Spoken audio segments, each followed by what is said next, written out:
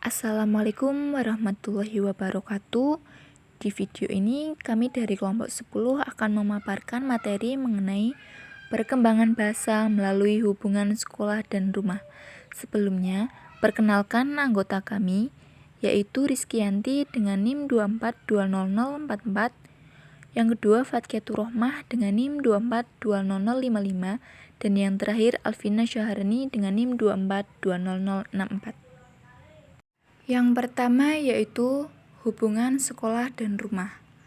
Hubungan sekolah dan rumah yang dimaksud adalah kerjasama antara sekolah dengan objek yang ada di rumah, seperti orang tua atau keluarga.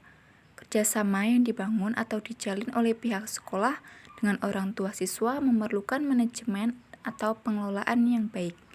Dengan adanya manajemen hubungan antara sekolah dan orang tua siswa, maka kerjasama dapat terjalin dengan baik dan terarah, sehingga tujuan yang sudah ditetapkan dapat tercapai dan terlaksana. Menurut Hidayatullah, tahun 2012 mengungkapkan bahwa dalam konsep lingkungan pendidikan, maka kita mengenai 3 macam lingkungan yang dialami oleh peserta didik dalam masa yang bersamaan, antara lain lingkungan keluarga, sekolah, dan masyarakat sekitarnya. Oleh karena itu, sekolah perlu mengkomunikasikan segala kebijakan dan pembiasaan yang dilaksanakan di sekolah kepada orang tua atau wali murid dan masyarakat sekitar. Selanjutnya, hubungan harmonis antara sekolah dan orang tua siswa ini semakin disadari dan dipahami sebagai pentingnya pendidikan bagi anak. Oleh karena itu, hubungan ini harus terus dibina dengan baik, dan pengelolaan hubungan antara sekolah dan orang tua harus terlaksanakan dan dikelola dengan baik agar dapat mengoptimalkan operasionalnya. Kemudian yang B, faktor-faktor yang mempengaruhi keterlibatan keluarga atau orang tua.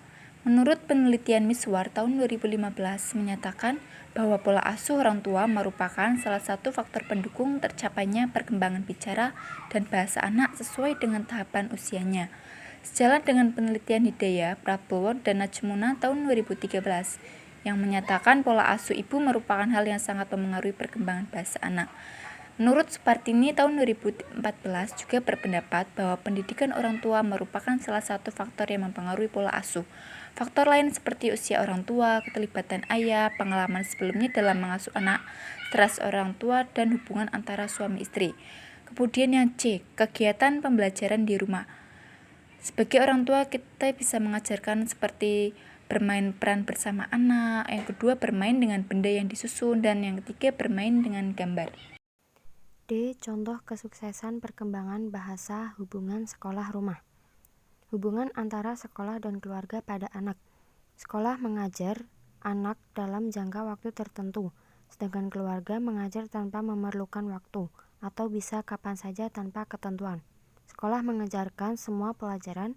Yang pertama, sekolah mengajarkan muridnya untuk mendapatkan ilmu. Nah, ilmu itu jika kalian pintar, keluarga akan bahagia. Yang kedua, kerja bakti atau gotong royong di sekolah. Anak akan mendapatkan manfaat gotong royong, lalu anak itu menerapkan gotong royong di lingkungan keluarga. Yang ketiga, piket kelas dapat mengajarkan anak menjadi mandiri. Jenis kegiatan. Adanya kunjungan ke rumah anak didik. Kunjungan melahirkan perasaan pada anak didik bahwa sekolahnya selalu memerhatikan dan mengawasinya. Kunjungan tersebut memberi kesempatan pada si pendidik melihat sendiri dan mengobservasi langsung cara anak didik belajar, latar belakang hidupnya, dan tentang masalah-masalah yang dihadapinya dalam keluarga. Pendidik berkesempatan untuk memberikan penerangan kepada orang tua anak didik tentang pendidikan yang baik, cara menghadapi masalah, dan lain-lain. Hubungan antara orang tua dengan sekolah akan bertambah erat, dapat memberikan motivasi kepada orang tua anak didik untuk lebih terbuka dan dapat bekerja sama dalam upaya memajukan pendidikan anaknya. Demikianlah pemaparan materi dari kelompok kami.